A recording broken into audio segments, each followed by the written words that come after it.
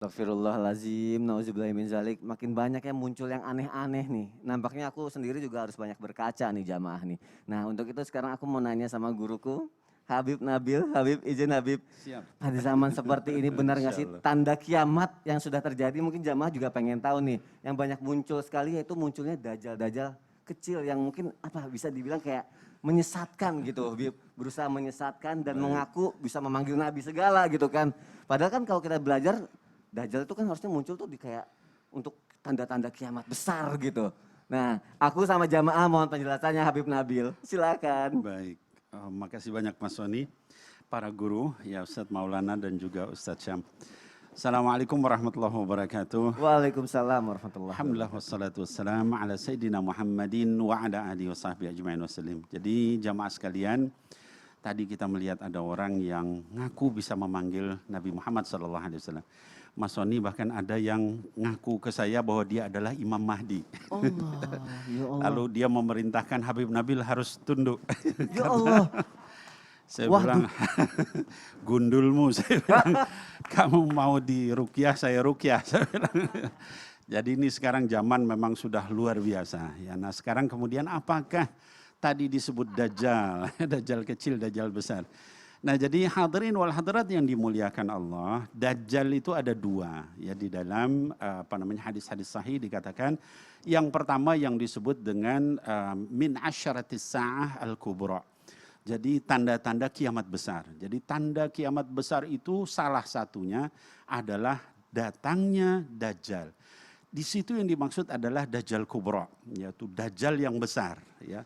Disebutkan di dalam hadis, diriwayatkan oleh Imam Muslim, ya bahwa dia matanya hanya satu, lalu kemudian di keningnya ada tulisan kafir, lalu kemudian dia bisa membunuh orang sekali pukul, lalu dia bangkitkan kembali, dia hidupkan kembali.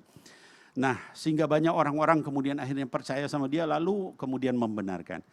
Nah, sementara di dalam hadis lain ada yang disebut Dajjal-Dajjal kecil. Dalam bahasa hadisnya disebut Dajjalun atau Dajjalin. Ya. Jadi kata baginda Rasul SAW, ya hati-hati dengan orang-orang yang suka menceritakan sesuatu yang gak ada pada zaman sebelumnya, yaitu zaman Nabi Muhammad SAW. Seperti contohnya apa? Contohnya seperti yang tadi, ya, ngaku nabi. Ya, setelah Rasulullah itu tidak ada nabi yang lain. Ya, jadi Nabi Muhammad SAW adalah nabi terakhir. Kalau ada yang ngaku ya Mirza Ghulam Ahmad kah, Lia Aminuddin kah, siapa gitu ya, yang ngaku Rasul, maka itu tidak benar. Kemudian mengaku sebagai misalnya Imam Mahdi. Imam Mahdi itu ada syaratnya di dalam syariat. Nggak bisa sembarangan. Disebutkan kata baginda Rasul SAW, dia adalah keturunanku. Dalam riwayat yang lain dikatakan keturunan dari Fatimah. Kemudian dalam riwayat yang lain dikatakan namanya Muhammad bin Abdullah. Jadi nggak bisa kemudian orang ngaku-ngaku bahwa dia adalah Rasul. Dia bisa bicara dengan Rasul. Dia bisa manggil. Termasuk misalnya yang Islam ngobatin tapi kemudian manggil Mbau Rekso. Ya. Kemudian atau misalnya anu ngagege ya dengan Apa tuh, Bib? itu bahasa Sunda. Apa itu? Kalau Mbau Rekso bahasa Jawa, kalau anu ngagege itu bahasa Sunda.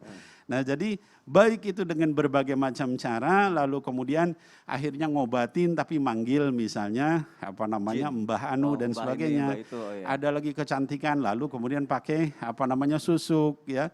Yang seperti itu bukan dari Islam ya. Jadi maka hendaklah kita di akhir zaman ini berhati-hati dengan yang disebut dengan Dajjalun atau Dajjalin, yaitu orang-orang yang menceritakan sesuatu yang memang tidak diperintah oleh Nabi Muhammad SAW dan tidak ada pada zaman Nabi Muhammad SAW. Mudah-mudahan kita semua dijaga dari yang demikian.